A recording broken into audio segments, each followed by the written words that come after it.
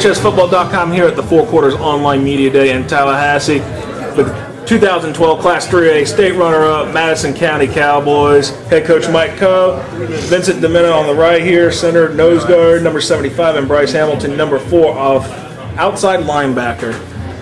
Coach, 2 years in a row, 3A title game, come up short in last year on this one because you almost pulled the upset on University School, and now the move up to Class 4A, I guess the goal is still to, one game at a time and then try to get back to Orlando again. It's just another day in paradise, baby. If you're going to win a state championship, it doesn't matter.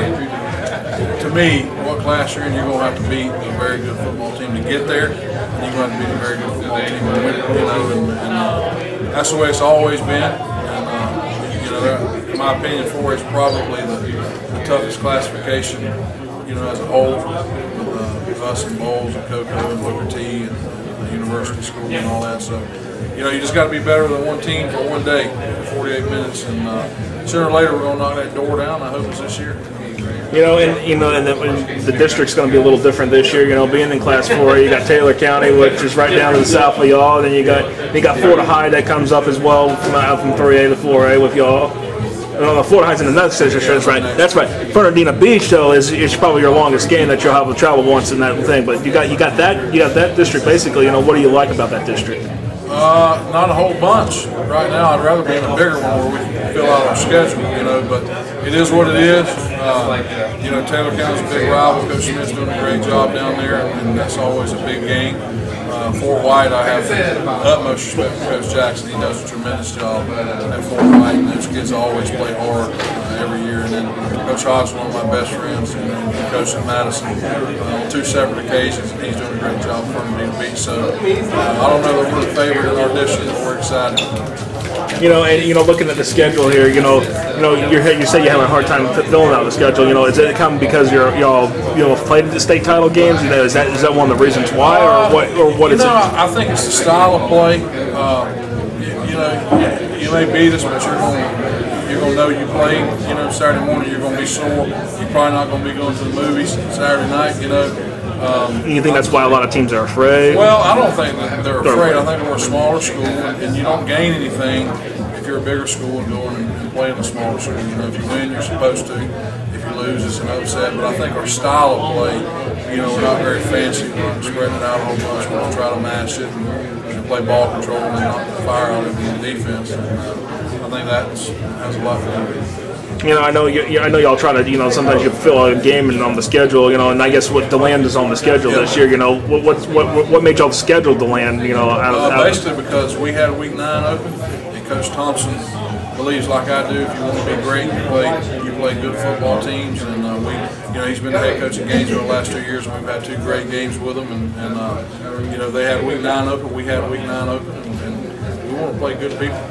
And now, since we're talking about Class 4A football here, basically, and you mentioned some of those teams like Cocoa and Booker T and University School, what's the biggest thing, that, when you're looking at it, and especially you got Bowles, going through that entire of who you're going to have to play in the playoffs, how do you process that, to what you're going to? Well, I think it's the same process no matter what classification you're going to play a week at a time. You don't look too far ahead. We just try to control what we can control. I can't control what Bowles is doing. I can't control what Coco's doing. All I can control is how hard we work and our practice tempo and how prepared we are. And then, man, you just let the chips fall and you leave it all out there. And at the end of the day, if you've done that, you can sleep good and live with yourself.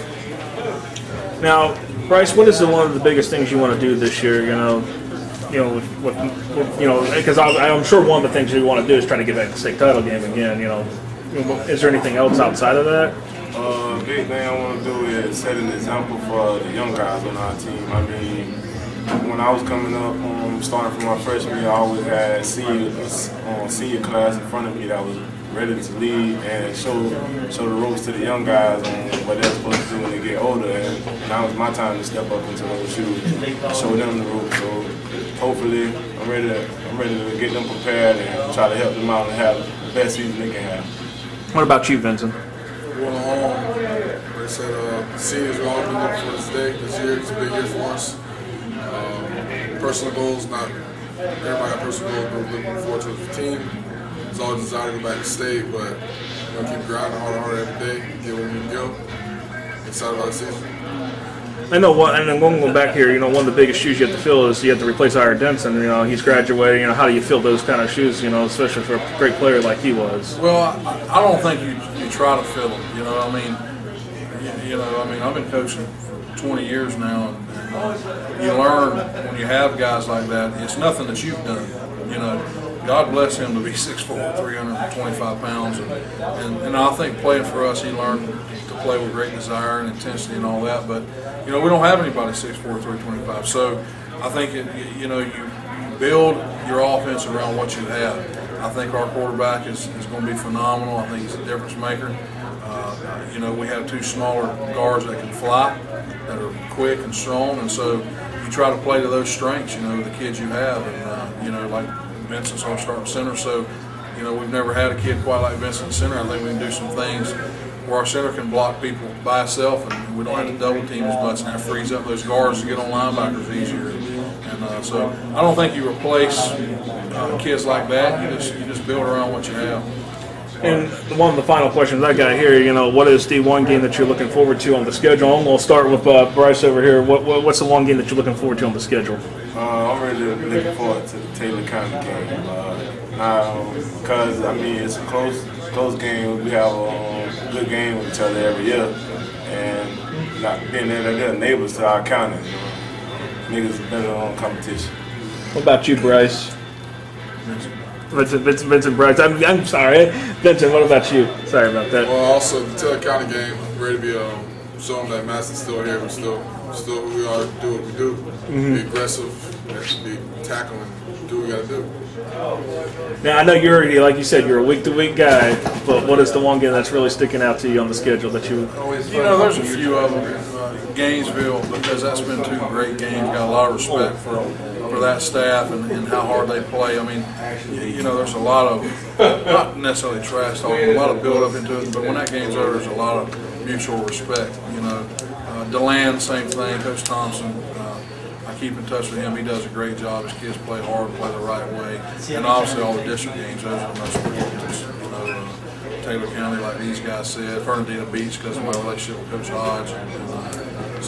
But really, every one of them. All right. Well, I definitely wish you all the best of luck with the season and with the new district. Thanks, man. All right.